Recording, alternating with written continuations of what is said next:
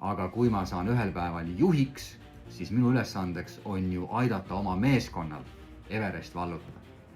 Ja tihtilugu juhtubki, et kuigi roll vahetub, siis tegelikult see mõtteviis ei tule nii kiiresti järele. Ehk siis enam ei ole see mõtteviis ju see, et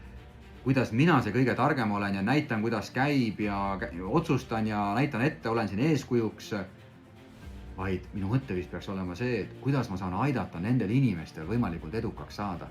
mille eeltingimuseks on see, et ma mõistan paremini neid inimesena, mis neid motiveerib, mis neid demotiveerib, mida nad üldse juhtimisest ootavad, kuidas tänane meeskonna korraldus mõjub nende motivatsioonile, mis meie meeskonnas üldse toimub täna, kas ma võtan selle eest vastutuse, kas ma üritan sellega tegeleda.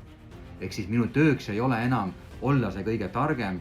ja kõige andekam ja kõige võimekam spetsialist, vaid minu tegelikuks eesmärgiks on ju motiveerida, arendada, võimustada